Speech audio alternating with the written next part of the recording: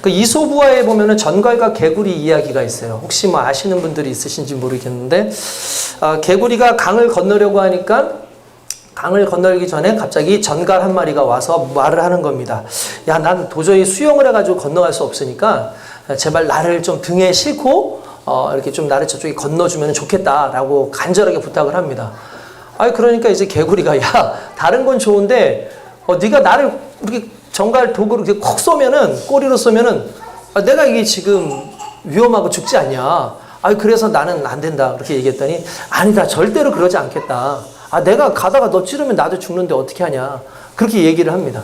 그러니까 개구리가 등에다 업어서 그래 알았어. 뭐 설마 그렇게 하겠나 해가지고 이게 가는데 조금 지나고 나니까 뭔가 따끔해요.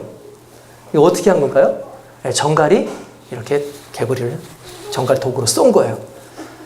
이제 전갈에게 그 쏘이니까 독이 막 퍼지지 않습니까? 퍼져서 이제 죽어가는 가운데서 개구리가 물어보는 거죠. 그것도 강 한가운데서 너 왜 그랬어? 너 왜 그랬어? 라고 얘기하니까 이 전갈이 딱 한마디입니다. 미안해. 나도 어쩔 수 없어. 이게 내 본성이야. 여러분 이게 상당히 중요한 의미를 가져. 자기가 죽을 줄 알면서도 독침을 쏜 전갈의 행동은 참 안타까운데 전갈의 변명 아닌 변명이 우리의 가슴을 너무 아프게 해요. 어쩔 수 없어. 이게 내 본성이야. 자기가 죽을 줄 알면서도 그냥 그렇게 찌르고 마는 그것. 여러분 이게요.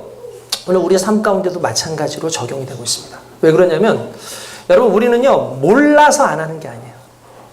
또 안다고 다 하는 게 아니에요. 모르든 알든 그것과 상관없이 정말 우리의 본능처럼 본성처럼 그냥 우리의 삶을 살아가요. 실은. 여러분 그렇지 않습니까? 여러분들이 알아서 알기 때문에 그렇게 행동했나요? 여러분들 모르기 때문에 죄를 짓나요? 아니에요. 우리는 죄인 줄 알아요. 이게 문제인 줄 알아요. 이게 상당히 우리에게 큰 문제라는 걸 알면서도 불구하고 본성처럼 나오는 우리의 죄성과 우리의 생활의 습관들이 그것을 만들어내는 거죠.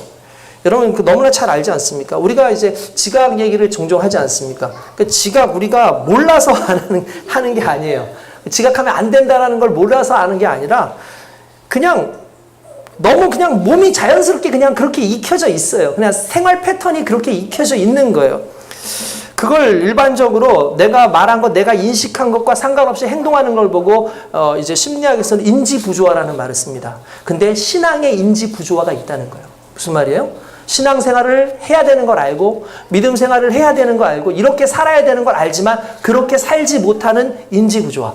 그러니까 내 삶 가운데 내 속에 숨겨져 있어서 마음을 먹었지만 그 마음을 먹은 대로 살지 못하게 하는 그러한 내 안에 정말 나도 어쩔 수 없는 본능과 같은 본성과 같은 어떤 죄적인 이 요소들. 그래서 어떻게 보면 신앙생활이라는 건 인지부조화를 깨어가는 것이 신앙생활이고 인지부조화의 상태가 점점 사라져가는 것이 성화의 단계인 거예요.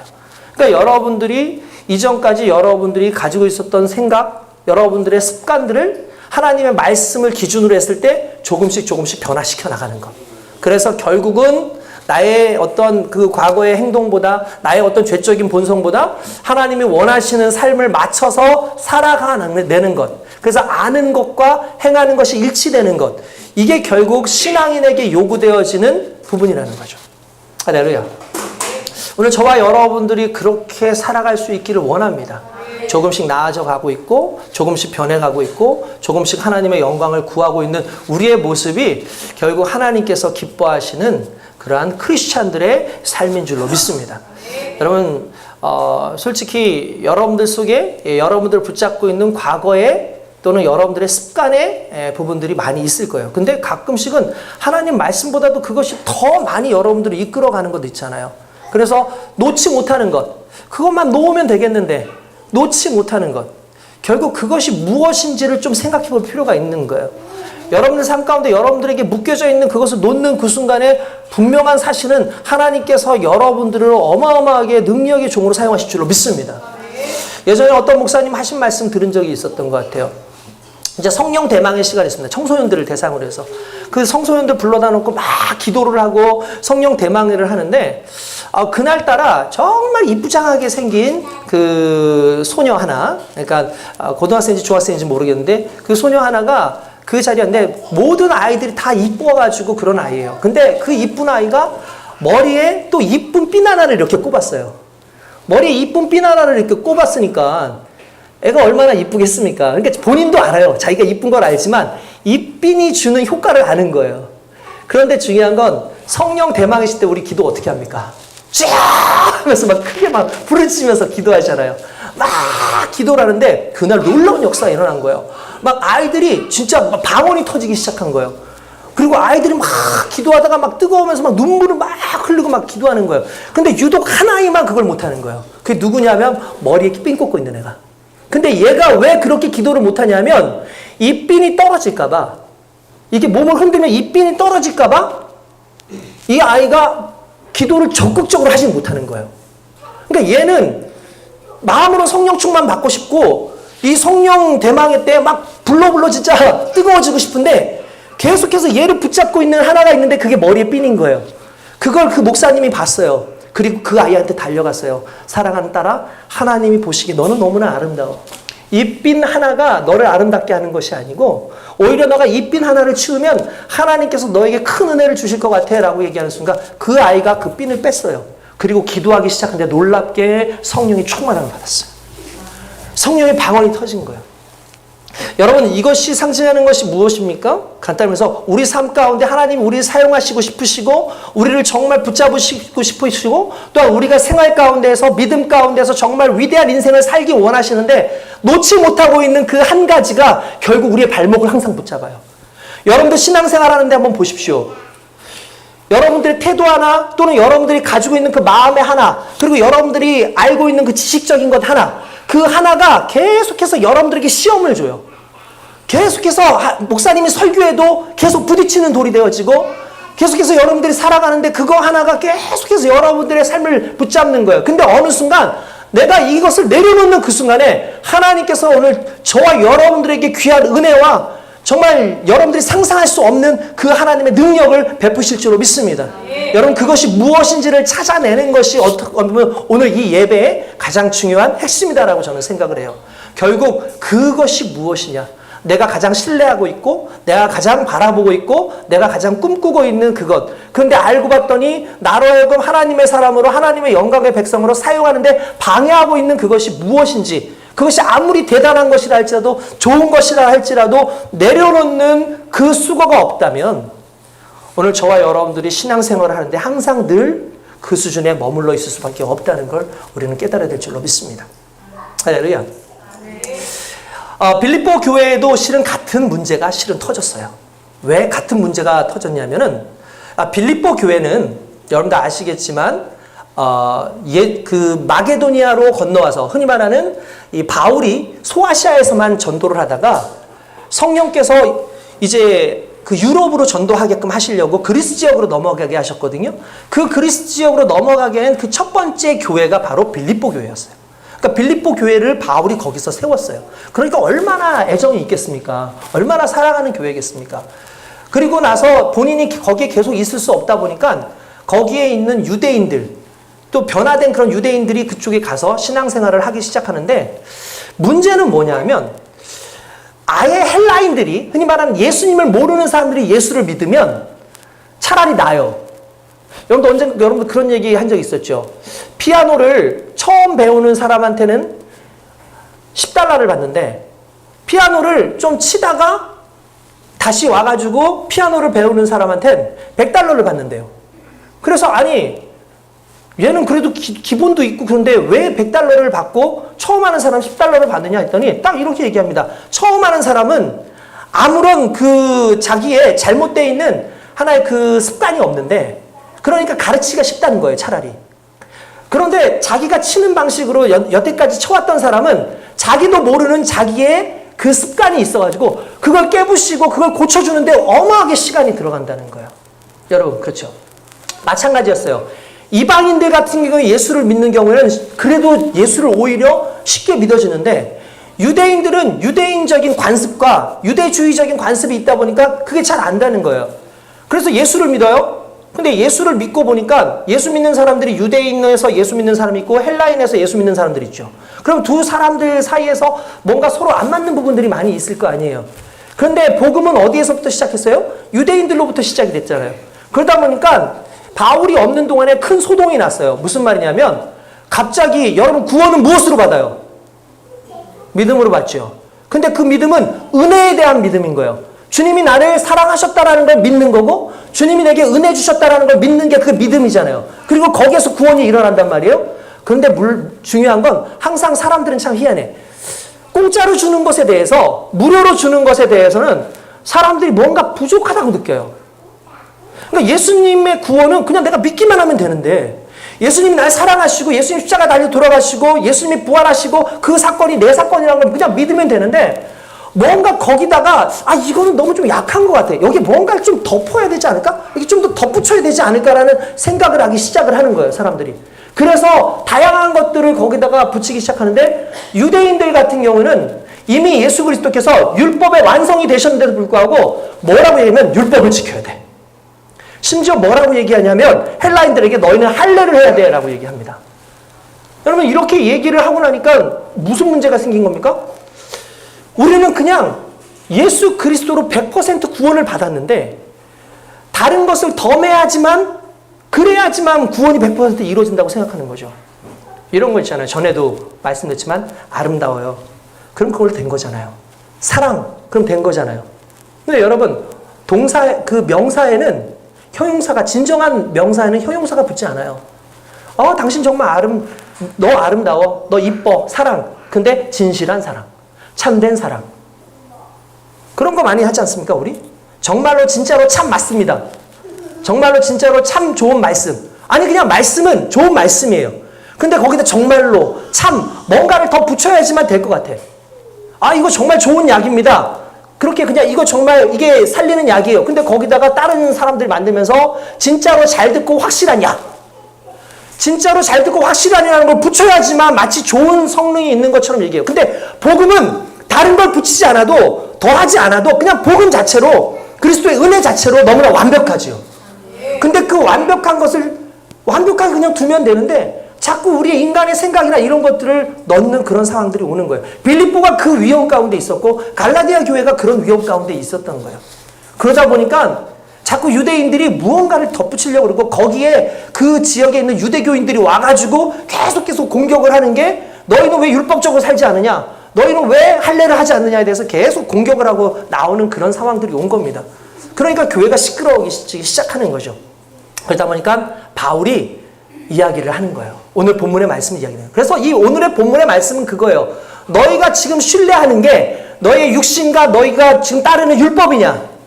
아니면 너희가 신뢰하는 게 그리스도의 그 복음의 부분이냐를 정확하게 이야기하고 있는 부분이 실은 오늘 이 말씀이라는 거예요. 그래서 오늘 저와 여러분들이 이 부분에서 좀 더 은혜를 받기를 원합니다. 할렐루야. 오늘 1절부터 잠깐 한번 보면 이렇게 나오죠. 끝으로 나의 형제들아 주 안에서 기뻐하라. 너희에게 같은 말을 쓰는 것이 내게는 수고로움이 없고 너희에게는 안전하니라. 여기서 주 안에서 기뻐하라 라는 말이 나옵니다. 주 안에서 기뻐하라. 여러분 기뻐하라는 겉면은 솔직히 빌립보서 서신의 핵심 메시지예요. 왜 그렇게 되냐? 여러분 보십시오. 빌립보서, 에베소, 빌립보서, 골로새서. 자, 특징이 뭐예요? 옥중서신입니다. 무슨 말이냐면 지금 빌립보서는 바울이 옥에 갇혀있을 때 쓰는 글이라는 거예요. 근데 여러분 옥에 갇혀있는데 이게 기뻐할 일입니까? 옥에 갇혀있는데 기뻐할 일이에요? 아니에요. 옥에 갇혀있다는 건 상당히 불편한 거예요. 오늘날 같은 그런 옥이 아니에요. 제가 그때 그 튀르키예하고 그 그리스 지역에 가서 그 교회들 돌아다녀봤거든요. 바울이 있었던 옥도 봤어요. 근데 진짜 여기는 사람 있을 곳이 아닌 곳이에요. 그러니까 너무 우리가 이제 머릿속에 그래도 오늘날 그래도 밥도 잘 주고 그래도 뭐 이런 옥이 아닌 거예요. 너무 안 좋은 열악한 상황인데 그 상황 속에서 기뻐하라는 그 말은 2배, 3배, 4배의 힘을 주는 거죠. 성도들에게. 이건 엄청난 힘이 되는 거예요. 그러니까 바울에게서 기뻐하라는 말은 그냥 일반 우리가 옆에 있는 사람 기뻐해라 라는 말하고는 다른 거예요. 그런데 거기에 조건 하나 붙입니다. 뭐라고요? 주 안에서. 왜 그렇습니까? 주 안에서라는 말이 들어가므로 환경을 초월한 신앙의 기쁨을 지니라는 의미가 함축되는 거예요. 로마 감옥에 갇혀있지만 로마 감옥에 갇혀있던 그 바울이 너희들 기뻐해라. 주님 안에서 기뻐하라고 하는 순간에 우리의 인생 가운데 어떠한 문제도 내게 주는 어떤 환경적인 문제, 관계의 문제, 이런 문제가 나를 슬프게 하는 것이 아니라는 거예요. 왜? 우리는 주 안에 있는 존재이기 때문에. 할렐루야. 그게 빌립보서의 어떻게 보면 핵심이거든요. 그걸로 먼저 인사를 하죠. 주 안에서 기뻐해, 주 안에서 기뻐해. 할렐루야. 여러분 기쁘십니까? 만약에 기쁨이 있다면 그건 주님 안에 있기 때문일 겁니다. 주님께서 저와 여러분들을 기쁨으로 늘 만져주시는 줄 믿습니다. 여러분 바로 그 기쁨의 상태가 우리에게 있는 거죠. 그러면서 갑자기 이어가요. 내가 너에게 같은 말을 쓰는 것이 내게는 수고로움이 없고 너에게는 안전하니라 라고 이야기합니다. 이 내용은 뭐냐면 내가 지금 너희한테 계속 반복하는 이야기가 있어. 그러니까 흔히 말하는 흔한 잔소리. 계속 잔소리를 하는 거예요. 너희들한테 내가 잔소리를 계속하고 있어. 잔소리를 계속하고 있어. 근데 내가 그 잔소리 반복해도 내가 수고롭지 않아 라는 말은 뭡니까? 너무나 중요해 라는 얘기예요. 그리고 이렇게 합니다. 그리고 그게 너희한테는 안전해 라고 얘기하죠. 여러분 오늘날 하나님의 말씀을 듣습니다. 똑같은 말씀을 들어요. 아우 진부해. 매 했던 말씀 또 하고 했던 말씀 또 하고 그 했던 말씀 이제 그만 좀 듣고 있어. 좀 새로운 거 없어요? 너무 재밌는 거 없어요? 좀 확실한 거 없어요? 라고 얘기하는 그 순간에 바울이라면 이렇게 얘기할 겁니다. 내가 똑같은 얘기하지만 나 그거 수고롭게 생각 안 해. 그리고 내가 이렇게 얘기하는 것이 진리이기 때문에 너희한테 안전한 거야 라고 얘기하는 거예요. 오늘 하나님의 말씀을 듣고요. 그 하나님의 말씀에 대해서 번거롭게 생각하지 마십시오. 수고롭다고 생각하지 마십시오. 그것이 귀찮다고 생각하지 마십시오. 오늘 똑같은 말씀을 주는 것 같지만 그 말씀을 듣고 그 말씀대로 살아갈 때 우리의 인생이 안전할 수 있다는 거죠. 할렐루야. 그렇게 되어지길 주님의 이름으로 축원드립니다. 자연스럽게 이렇게 하다 보니까 이제 성경에서 계속해서 그 다음 이야기를 나오는데 실은 내가 너희한테 할 얘기가 있어. 그게 뭐냐면 너희 인생 가운데 너희 지금 교회 안에 너희들을 지금 힘들게 하고 하는 사람들이 있는데 바로 유대주의자들. 그리고 말 그대로 또 유대인들. 이들이 너희들을 힘들게 한다. 복음을 계속해서 변질시켜가고 있어 라고 얘기를 하는 거예요. 그 내용에 대해서 뭐라냐면 개들을 삼가고 거기 보십시오. 개들을 삼가고 행악하는 자들을 삼가고 몸을 상하는 일을 삼가라 라고 얘기를 합니다. 이게 무슨 의미냐면 여기서 삼가라 라고 할 때 그 삼가하는 그 대상이 누구냐면 유대인들이었어요. 적어도 예수님을 하나님을 먼저 믿었다고 하는 사람들. 그리고 유대주의자들이었어요. 뭐예요? 예수를 믿지만 그러나 여전히 유대주의적인 율법과 전통을 지켜야지만 구원받는다고 그렇게 이야기하는 사람들. 그 달리 얘기하면 이런 거죠. 우리가 예수를 믿고 구원받았는데 제사를 드리는 거예요. 우리가 예수를 믿고 구원을 받았는데 간단하면서 집에다가 이사를 가가지고 저기다 명태 대가리 하나를 붙여놓는 거예요. 여러분 이게 이상하지 않습니까? 뭔가? 이상하지 않습니까? 그러니까 과거의 습관이 그대로 남아있는 거예요. 그런데 그게 뭐라고 하냐면은 어느 순간에 믿음보다 구원보다 복음보다 그게 더 큰 역할을 주는 거죠. 그렇게 되면 어떻게 되겠어요? 어느 순간 주객이 전도되는 거예요. 더 이상 복음이 복음으로서 인정되지 않고 무언가를 해야지만 속 시원해. 내가 그래도 기도했으니까 정말 나 구원받은 것 같아. 내가 오늘 주일 아침 일찍 왔어. 목사님 맨날 늦게 오면 안 된다 그랬는데 그래도 오늘 내가 일찍 와서 이렇게 앉았는데 뿌듯해. 나 이러니까 진짜 하나님한테 복 받겠지. 하나님께서 은혜 주시겠지 라고만 생각해서 어느 순간에 내가 하는 행동, 내가 하는 어떠한 행위 자체가 구원의 그 하나님의 의보다 하나님의 은혜보다 더 크게 나를 이끌어가는 모습이 결국 그렇게 자꾸 나타나기 시작하는 거야. 그러니까 아예 그냥 노골적으로 얘기해요. 개들을 삼가하고 행악하는 자들을 삼가하고 몸을 상하는 일을 삼가라 그렇게 합니다. 개들, 행악자들 그리고 거기에서 손할례당이라고 하는 몸을 상하는 사람들이 실은 같은 의미에서 얘기하는 거예요. 먼저 사도 바울은 개들을 삼가라고 그렇게 얘기합니다. 여러분 강아지 키우시나요? 집에서? 너무 귀엽죠? 예. 저희 집에도 못생긴 개 한 마리 있는데 그래도 너무 귀여워요. 예. 그 이름이 네로라서 애가 폭군이에요. 막 사람들을 막 짖어요. 그리고 지 혼자 요즘에는 막 의자 타고 올라가가지고 싱크대 가지고 먹고 파먹다가 아파가지고 한 며칠 동안 누워있고 밥도 못 먹다가 그러면 또 막 우리 그냥 불쌍해가지고 막 고민하고 있고 걱정하고 있고 막 그러고 있었어요. 근데 어쨌든 개는 우리에게 오늘날 이제 개를 키우는 사람들한테는 개는 상당히 그냥 이쁘고 귀여운 존재들이죠. 귀찮긴 한 부분들도 있겠지만. 그런데 기원 후 1세기의 개들은 오늘날 우리가 보는 그런 개들이 아니었어요. 오늘 성경에 나오는 개들이라는 단어는 퀴나스라는 퀴나스의 원형인 이제 키나스라고 하는데 키나스의 원형이 키온이에요. 그러니까 주인 없는 개인 거예요. 주인 없는 개고 들개예요. 개들은 보따리를 뒤지고 쓰레기 더미 사냥하고 거름 무더기 뭐 다니고 만나는 사람에게 으르렁거리고 지저대고 달려들고 막 물었어요. 그러니까 개들은 아무 음식이나 먹고 싸우고 짖고 난리 나기 때문에 부정한 짐승으로 여겼던 거예요, 실은. 그러니까 개들이 우리가 보기에는 개들 같다 그러면 이거는 좋은 얘기가 아닌 거예요. 그죠? 그래서 특별히 이 개들은 여러분도 아시겠지만 거룩하지 못한 동물들 중에 또 하나잖아요. 그죠? 짐승들 중에. 그 개가 또 그런 거예요. 그러니까 당시에는 개를 집에서 키우는 게 아니었어요. 개는 그냥 밖에서 내비두고 그냥 어쩌다가 한번 던져주고 이런 애들이었던 거죠. 그래서 유대인들은 개를 상당히 부정한 것으로 여겼어요. 유대인들은. 왜냐하면 이유는 간단해요. 개들이 아무거나 막 먹죠. 근데 유대인들은 아무거나 막 먹지 않아요. 근데 개들은 아무거나 막 먹어요. 그거 마치 누구와 같냐면 이방인들이 비슷해.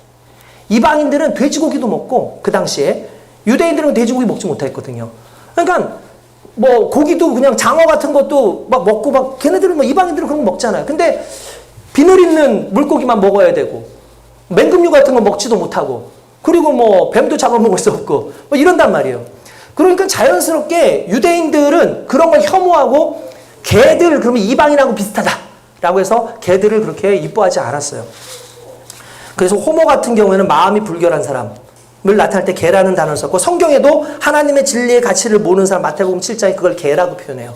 그리고 종교적으로 타락한 그런 이단자를 보고 계시록에서도 개라는 말을 썼고 심지어 헬라어 번역본에 70인역이면 남색자 흔히 말하는 동성연애를 하는 사람이에요. 동성애자를 나타내는 데에도 개라는 단어를 썼더라고요.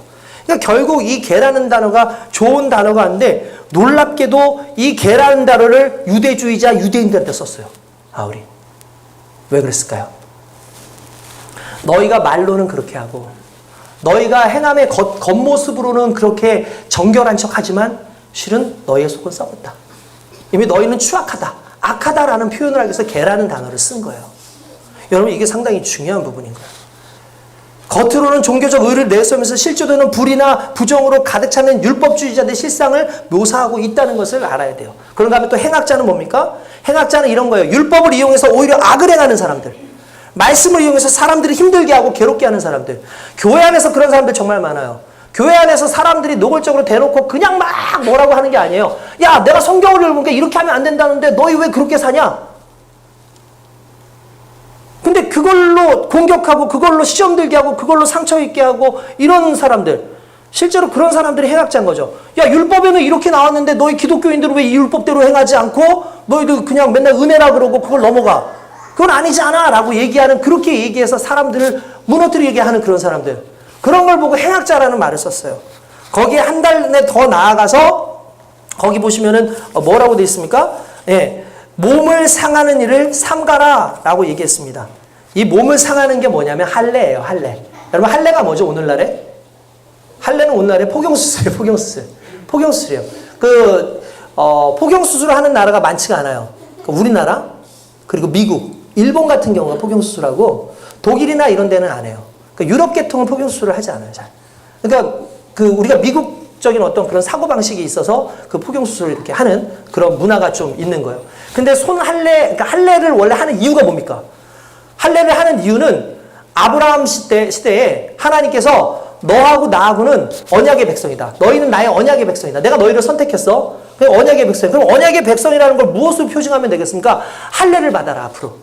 너희 모든 백성들이 태어나면은 8일 만에 할례라는 걸 해서 흔히 말하는 남성의 성기의 표피를 잘라내는 그 일을 해라. 근데 그게 솔직히 또 좋은 부분들도 많이 있어요.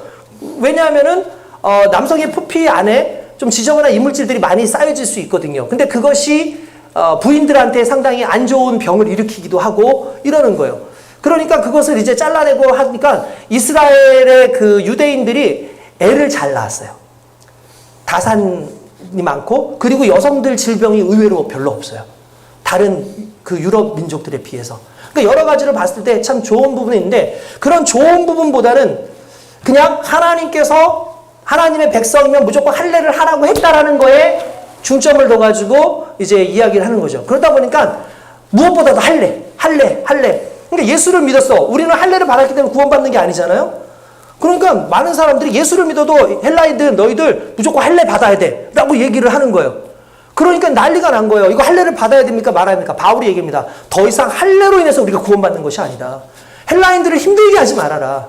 유대의 전통으로 율법을 했지만 예수 그리스도 이외에 우리 모두가 선택받은 자고 예수 그리스도로 말미암아 우리가 구원받은 자이기 때문에 그 육체의 할례가 우리를 정결하게 하는 것이 아니다라고 바울이 얘기를 했어요. 그런데도 불구하고 여전히 그 할례를 강조하고 있는, 그래야지만 자기가 뭔가 좀 우열해, 흔히 말하는 교회가 사랑이 아니라 우열로 나눠지는 그런 우한 것과 열한 것의 어떤 그런 부분으로 자꾸 나눠가지고 하는 이들이 끊임없이 할례, 율법, 나는 율법 잘 지킬 수 있고. 여러분 사람마다 성향이 많이 다르잖아요. 어떤 사람들은요 뭔가 일을 열심히 하고 해야지 정말 속 시원한 사람들이 있는가 하면, 어떤 사람들은 그것과 반대로 사람들과 그 관계나 이런 것들을 해야지 또 속 시원한 사람들이 있어요. 그러니까 이것을 어떤 하나의 공동체적인 부분에 봤을 때는 서로 다른 부분들이 많지 않습니까? 근데 어떤 사람은 내가 이렇게 관계적인 걸 잘하는데 이게 맞는 거지 라고 얘기하는 사람이 있고, 무슨 소리야, 질서가 필요한데 그 질서로 해서 일을 해, 이게 맞는 거야 라고 하는 사람들 있죠. 근데 교회 안에는 이런 사람도 있고 저런 사람도 있어요. 그리고 하나님이 그 한 사람을 통해서, 그 사람들을 통해서 교회를 이루시고 서로 품게끔 하셨다는 거죠. 이건 너무나 중요한 얘기 아닙니까? 근데 어느 순간 시간이 지나고 나니까 성령의 은사를 받는 것, 이거를 막 우열로 나눠가지고 내가 이렇게 받고 하는 사람들. 근데 오히려 나중에는 율법주의자들, 뭔가 할례를 받은 사람들은 우리 유대인이니까 더 예수를 믿어도 더 위에 있어, 이런 식으로 얘기를 하는 엉뚱한 그런 얘기가 나온 거죠. 그러다 보니까 그들의 신앙이 자라지 않는 거예요. 더 나아가지 않는 거예요. 그러니까 이제 바울이 뭐라고 얘기하면, 그런 할례, 그걸 할례라는 말을 쓰지 않고 갑자기 몸을 상하게 하는 자라는 단어를 써버렸어요. 몸을 상하게 하는 자를 조심해라. 이게 참 재밌습니다. 이게 흔히 말하는 워드플레이예요. 이게 그 바울이 워드플레이를 한 거예요. 무슨 말이냐면 할례라는 말을 헬라어로 페리토메라고 합니다. 페리토메. 우리 마치 그 무슨 요즘에 뭐 노래 같은 거 할 때 라임을 맞춰서 하잖아요. 라임 같은 거 뒤에 하나씩 맞춰서 하죠. 비슷하게. 근데 페리토메인데 몸을 상하는 일이라는 말을 카타토메라 그래요. 몸을 상하는 카타토메. 페리토메, 카타토메. 그러니까 두 개를 같이 비교하면서 같이 쓴 건데, 몸을 상하게 하는 것과 카타토메와 페리토메를 같이 묶은 이유가 뭐냐면, 당시에 이방인들이 신들을 섬길 때 어떻게 섬기는 줄 아십니까? 신이 내 말을 듣게 하기 위해서 뭔가 과격하게 내 모습을 보여야 돼요. 그러니까 자기의 몸을 상하게 하는 거예요. 칼로 찢는 거예요. 막 칼로 찢고 막 난자를 하고 막 기르면서 피를 막 흘리면서 하면서, 이것 봐라, 내가 당신에 대한 열심이 이만큼 대단하다 라고 얘기하는 거예요, 이방신들. 그런데 여러분 보세요. 페리토메, 카타토메라는 말을 똑같이 바울이 사용했다는 건 뭐냐면, 지금 너희의 할례가 하나님 앞에 그런 식인 거야 라고 얘기한 거예요. 마치 이방 신들을 섬기면서 이거 보십시오, 나의 열심을 보십시오, 이 나의 행위를 보십시오, 이걸 보고 내게 복을 주십시오 라고 하는 행위를 너희 유대주의자들이 할례를 통해서, 내가 이렇게 할례를 했으니까 하나님 나한테 복 주시고, 내가 이렇게 할례를 했으니까 나를 구원하시고 라고 그렇게 얘기를 하는 거죠. 여러분 이러한 모습에 대해서 그냥 딱 엄격하게 하면서 그렇게 하면 안 된다, 그 할례를 너희가 뭐 말 그대로 신뢰하면 안 된다라는 걸 끊임없이 얘기를 하는 거예요. 끊임없이. 여러분 그래서 바울은 나중에 헬라인들한테는 할례를 시키지 마라 라고 하는데, 헬라 사람인데 유일하게 할례를 했던 사람이 성경에 등장해요. 맞히면 상을 주겠습니다. 누굴까요? 맞았어요. 디모데요. 사모님 상 하나 받아가세요 나중에. 자, 디모데는 할례를 해요. 그것도 바울이 할례를 시켜요. 왜 그랬을까? 일단 첫 번째, 디모데의 엄마는 아버지가 누구예요? 헬라인이에요. 이방인이에요. 디모데의 엄마는 유대인이에요. 그러면 여러분 헬라인과 유대인의 상황 속에서 재미있는 건, 헬라인 아버지와 유대인 어머니면 이 사람을 유대인으로 봐요. 놀랍죠? 우리나라 같으면 아버지가 한국 사람이고 어머니가 일본 사람이다 그러면 얘는 한국 사람 이렇게 얘기를 하잖아요. 근데 유대인은 그렇게 하지 않아요. 유대인은 반대로 어머니가 유대인이면 아들도 유대인인 거예요. 그러니까 모계전승으로 가요. 이게 어렸을 때부터 아이를 키우는 주 양육자가 누구예요? 엄마죠. 엄마의 믿음을 중요시 여기는 거예요. 여기 계시는 엄마들, 여러분들의 믿음이 너무 중요한 거예요. 여러분들의 믿음이 결국 여러분들의 자녀들에게 그대로 고스란히 갈 수 있어요. 물론 아버지들도 마찬가지지만. 일단 그 부분이 있었고, 그리고 또 하나는 뭐냐면 데리고 다니면서 복음을 증거해야 되는데, 복음을 증거하기 위해서 어쩔 수 없이 유대주의 사회로 들어가야 돼요. 유대인들의 사회로 들어가야 돼요. 근데 디모데가 할례를 하지 않으면 그 안에 들어갈 수가 없어요. 복음을 증거하지 못해요. 왜냐하면은 유대인들은 할례 받지 않은 이방인들과 어울리질 않거든요. 그러니까 복음을 위해서 할례를 했어요. 그런 것 외에는 일부러 구원과 관련돼서 할례를 받지 말라고 오히려 얘기를 하는 거죠. 그러니까 교회 안에 무엇을 자기는 신뢰하느냐는 거예요. 여러분들이 신뢰하는 게 뭡니까? 여러분들 혹시 여러분들의 열심을 신뢰하고 있는 건 아닙니까? 여러분들 능력을 신뢰하고 있지 않습니까? 다시 말씀드리면 우리는 구원의 하나님을 신뢰하는 겁니다. 구원의 은혜를 신뢰하는 겁니다. 여러분, 그 부분이 너무나 중요한 거예요. 우리는 은혜로 구원을 받았어요. 이 은혜를 대체할 것이 없습니다. 그러니까 우리가 교제하는 거, 사랑하는 거, 이것도 하나님의 은혜 때문에 하는 결과지 그런 의식주의에서 벗어나야 되는 거예요. 기도합니다. 근데 기도하면 모든 것을 결정짓는다고 생각하면 안 돼요. 금식합니다. 근데 금식하면 하나님 반드시 역사하신다고 말하면 안 됩니다. 봉사합니다. 그러면 봉사하면 하나님께서 어떻게 하실 것이라고 말하면 안 돼요. 오늘 그 다음에 3절에 보면 이렇게 나옵니다. 하나님의 성령으로 봉사하며 그리스도 예수로 자랑하고 육체를 신뢰하지 아니하는 우리가 곧 할례파라 라고 얘기합니다. 여기서 봉사하며 라는 그 단어가 어떻게 해석되는지 알아요? 봉사하다 이렇게 나와요. 성경에서는 아무런 보상 없이 섬기다. 이걸 봉사라 그래요. 그러니까 여러분들 봅시다. 예배는 보상을 바라잖아요. 근데 예배 드리면 내가 복 받는다. 내가 헌신하면 복 받는다. 이게 아니에요. 희생하면 복 주신다. 그게 아니라는 거예요. 예배는 보상을 원해서 드리는 것이 아니라 하나님을 기뻐하는 삶의 표현인 거죠.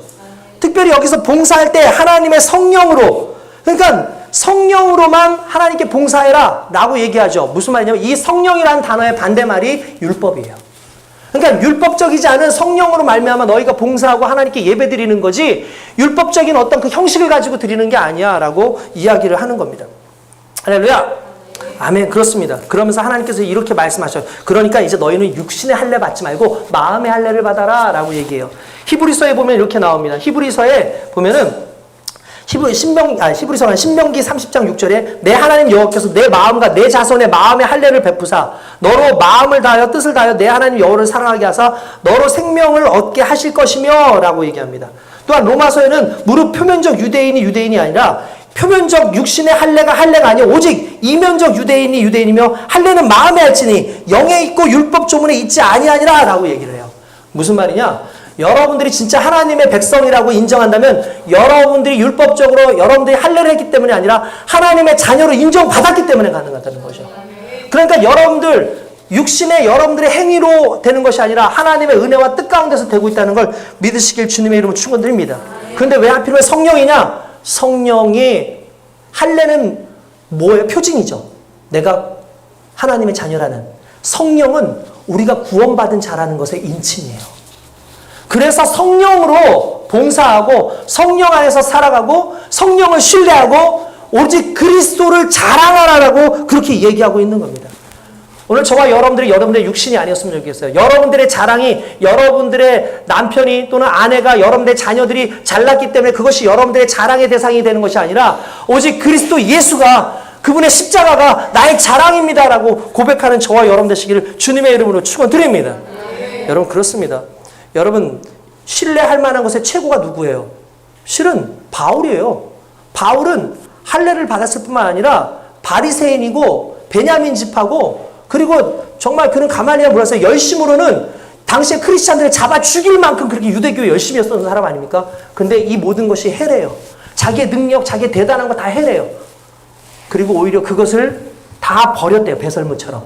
그랬더니 내게 유익이 오더라 라고 이야기를 하고 있는 거죠. 여러분들 육체를 신뢰할 만하다? 그건 여러분들 정말 말도 안 되는 거죠. 그 당시에 율법주의자들이 육체를 신뢰하고 근데 오늘날 우리가 또 다른 육체적 신뢰를 해요. 그게 뭐냐면 제가 며칠 전에 어떤 분 설교를 들었는데 그분이 그런 얘기를 해요. 저하고 너무나 비슷한 얘기를 하는데 이런 거예요. 요즘에 좀 문제가 있대요. 지금 성도들이 좀 불편한 게 요즘 교회에서 회개를 잘 하지 않는데요. 회개를 잘 하지 않는다는 거예요. 회개를 잘 하지 않는데요. 그러니까 사람들이 불편해하는 거죠. 그래서 왜 회개가 불편해졌을까? 그거 죄야 하면 싫어하고 인정을 잘 안 해요. 그럼 왜 회개가 불편했냐? 일단 말씀이 기준이 아니라서 그래요. 무슨 말이냐? 요즘은 이렇게 얘기한대요, 사람들이. 야, 네가 옳은 대로 생각해. 네가 생각대로 하면 돼. 그게 맞아. 그게 옳은 거야. 너가 옳다고 생각해서 너가 그 느낌이 좋은 것 같아서 그 감정대로 시키는 대로 했는데 누가 모를 거야. 그게 맞는 거야. 라고 얘기를 한다는 거야. 죄인데 죄가 아니에요. 하나님의 말씀이 틀렸다고 생각하는 거예요. 하나님 이거 틀린 거 아니에요. 다 그렇게 살아가는데 내 기분에 좋고 그냥 그렇게 하면 좋을 것 같아서 하는데 하나님 뭐라고 날 지적하세요? 이런 일들이 어디에서 일어나고 있어요? 교회 안에서 일어나고 있어요. 진리를 잃어버리면 교회, 예수를 떠난 교회, 바로 복음이 희미해진 교회는 결코 안전할 수가 없는 거죠. 어느 순간에 그리스도의 복음, 말씀보다 이제는 내 생각이 마치 할례 받았던 그 유대인들처럼 그렇게 자리를 붙잡고 있는 이 현상들이 나타나고 있습니다.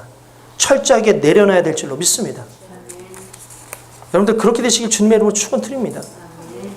여러분 우리가 아까 전에 성령 충만함을 받아야 된다. 성령의 능력을. 근데 여러분 그런 거 있잖아요. 나는 성령 능력 받고 싶은데 왜 이렇게 내게 성령의 능력이 오지 않나? 왜 이렇게 내게 성령의 능력이 오지 않나? 라고 생각하잖아요. 근데 간단합니다. 여러분들이 성령의 능력의 필요를 따라서 살지 않아요. 그러니까 성령을 받아서 나는 이렇게 살아야겠다라고 생각하지 않아요. 여러분들이 하는 짓들 보십시오. 여러분들이 하는 행동들 보십시오. 기껏 해봤자 여러분들 입술로 남들 욕하고 뒤에서 뒷담화하고 여러분들의 욕망을 위해서 살고 욕심을 위해서 살아가는데 왜 성령이 필요합니까? 성령이 필요하지 않아요. 그럼 적어도 성령이 필요한 사람들은 어떻게 살아냐면은 성령께서 기뻐하시는 일을 하기 위해서 성령이 필요한 거예요. 성령이 원하시는 일, 육신적인 어떤 것을 뛰어나기 위한 것이 아니라 영적으로 내게 정말 중요한 것을 감당하기 위해서 주는 것. 그 성령의 필요함이 여러분들에게 성령이 충만함으로 오시는 거예요. 그렇게 살지도 않으면서 성령 왜 안 오시지? 왜 성령 내게는 없지? 라고 말하는 것 자체가 상당히 어리석은 일이라는 걸 믿으시기 바랍니다. 그래서 우리는 예수를 자랑하는 거예요. 우리는 예수를 자랑하는 거예요. 그 예수를 자랑하고 성령으로 말미암아 나의 육신을 자랑하는 게 아니라 유대인들처럼 육신을 자랑하는 게 아니라 내 행동을 자랑하는 게 아니라 철저하게 난 아무것도 아닙니다. 나 그리스도 예수만 자랑합니다. 여러분들의 목적이 간단하게 말하면 예수 그리스도가 여러분들의 어떤 목적을 이루는 수단이 아니라 여러분들의 목적은 결국 예수입니다. 그 예수를 만나고 그 예수와 함께하는 것, 그 예수로 말미암아 살아나는 것, 그게 여러분들의 삶의 목적이라는 걸 믿으시기 바랍니다. 그래서 여러분들에게 신뢰할 만한 것이 뭐예요? 여러분의 육신이 아니에요. 할례가 아니에요. 여러분들이 가지고 있는 과거의 습관이 아니에요. 여러분들이 신뢰할 것은 하나님의 은혜고 성령으로 말미암아 임침받는 것이라고 믿으시길 주님의 이름으로 축원드립니다. 할렐루야. 해로 버리세요. 해로 다 내려버리세요. 여러분들이 유익하다고 생각하고 다 해로 내려버리시고 유익한 걸 붙잡는데 진정한 유익은 그리스도 예수입니다. 그리스도 예수를 자랑하십시오. 그 자랑이 오늘 저와 여러분들에게 온전한 은혜와 믿음으로 다가오게 될 줄 믿습니다.